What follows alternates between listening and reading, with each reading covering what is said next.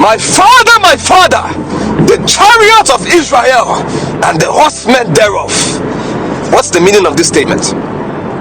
Elijah was ascending to heaven after crossing the Jordan. They went from Gilgal to Jericho, and then they crossed the Jordan, and now he was about to ascend to the heavens by a whirlwind. But Elisha was not trying to leave Elijah. Elisha was the minister of Elijah. He was like an assistant. He was the spiritual son, one of the spiritual sons. He was called one of the sons of the prophet Elijah.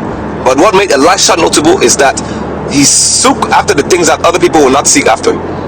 Let's say, for example, we're all under a Bible college, but there's always one person that stays after everybody leaves. He studies extra, prays extra, fasts extra, looks for more in God.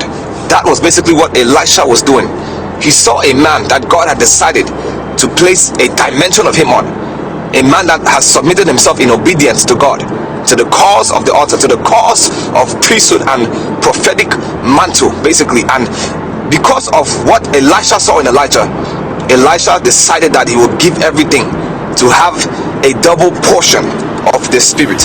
Not like the Spirit times two, but a double portion.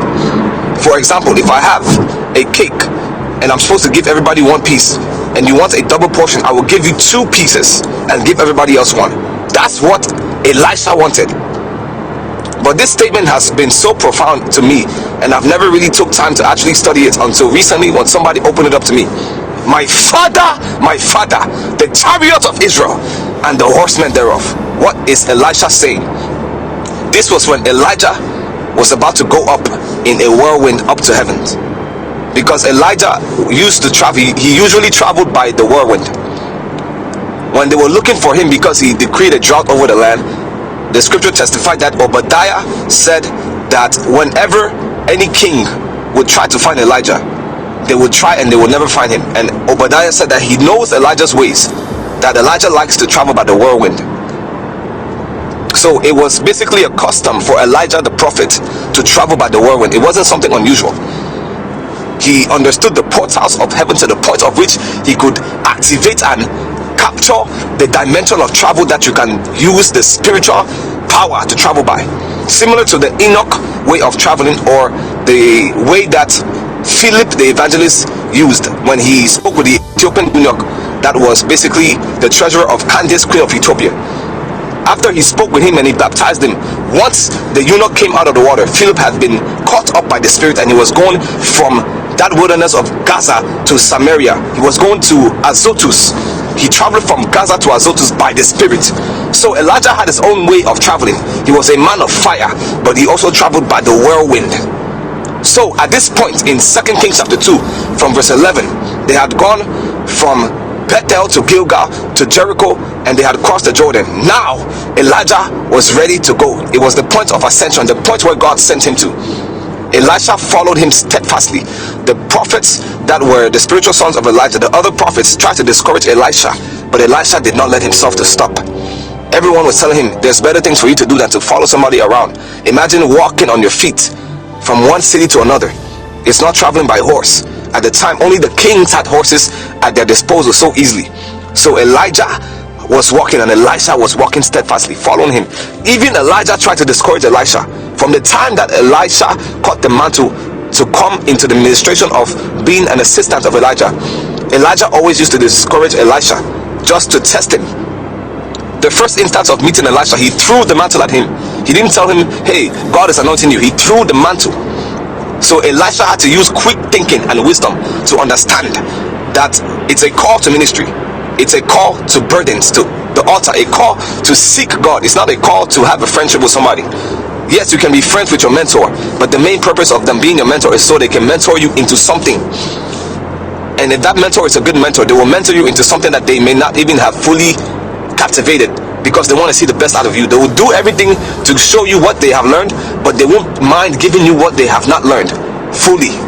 So Elijah was a very powerful man of God, and he told Elisha that this thing that you want is very hard, but nonetheless, if you see me ascend, you will have that thing that you are requesting, the double measure of the portion of the Spirit. That's why Elisha did 2 times as much miracles as Elijah did. At that point in time, he cried, my father, the chariots of Israel and the horsemen thereof. You know what he's saying? Basically, at that point in time in Israel, the priests and the prophet were considered the highest level officials of the land, even though the kings always used to feel like they were at the highest rank.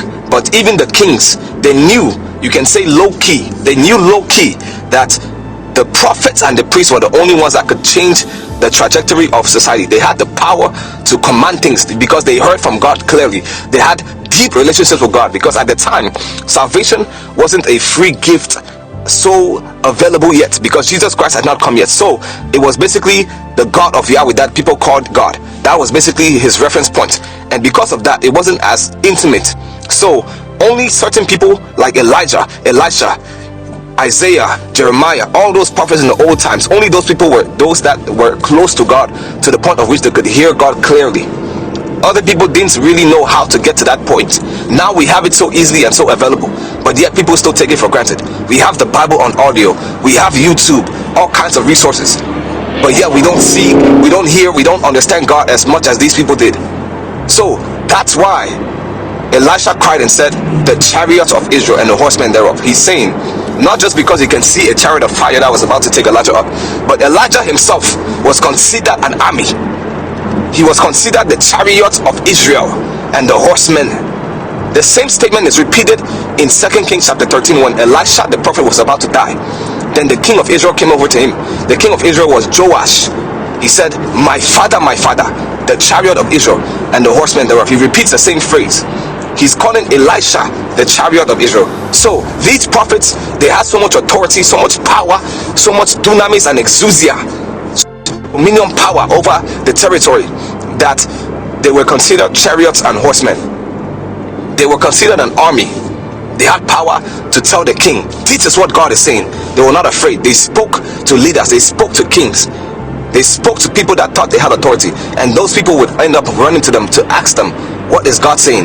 Micaiah the prophet, there was a specific point in time where the kings of Israel were about to go to battle.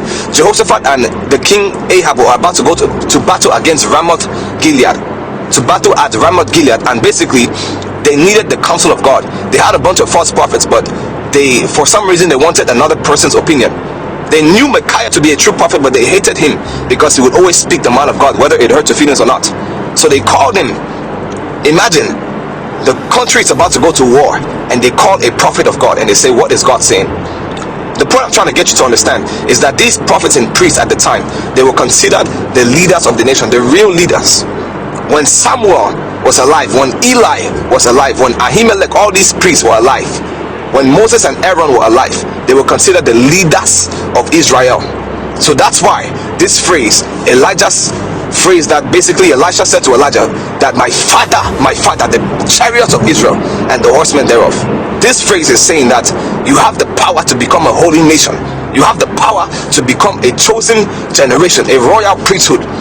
Like it says in 1 Peter 2:9, you are not a one-man person, you are a nation. That's why when God changed Jacob's name to Israel, it's not just so he can be called Israel, it's so you can live the reality of Israel in your own way. You can take over territories, you can dominate territories, dominate things that the enemy wants to basically cause to make you feel like you don't have any power over. My father, the chariots of Israel and the horsemen thereof. You have power over territories, you have power over more than you think you have. I just want you to understand that. In 2 Kings chapter 13, Elisha the prophet was about to die. This was years after Elijah has ascended, and basically the king of Israel came and he said the same exact thing. My father, the chariot of Israel and the horsemen thereof. He was saying, now that you're going to die, who is going to lead us? Who is going to teach us? Who is going to show us the way? Who is going to basically discern? Who is going to tell us what God is saying and what he's not saying? What's going to happen now that the people that are serving God are dying? What's going to happen that the people that are serving God are leaving? We have to have that kind of power, to the point of which people around us will understand that if they really want to hear something directly and clear from God, not to remove the place of themselves, not to take that away, but they will understand that if they come to us, that what they are hearing is actually what God is saying. They will respect what we are saying, because we will be so intimate with God that what we say will be actually the words of God. We become the oracles of God. The the living, lively oracles of the living God. So in 2 Kings chapter 13, Elisha told King Joash to take some arrows and to shoot it out the window. It was a prophetic direction to show that with these arrows you would defeat your enemies. And then he had to strike it on the ground to show that when you strike it on the ground you will defeat your enemies. So basically, these prophets had so much leadership and authority, even though they were not ordained to be leaders of the nation. Why? God working on your side. I just want to quicken you and to energize you, to have you understand you have more power than you think you have. You can become the leader spiritually in your territory. You don't have to be the leader, but you can become a leader. You don't have to have a position, but you can have your own status in the spirit realm. The only thing that matters is who you are in the eyes of God. Don't worry about status. Let that be your testimony. My father, the chariots of Israel and the horsemen thereof. God bless you. Have a wonderful day.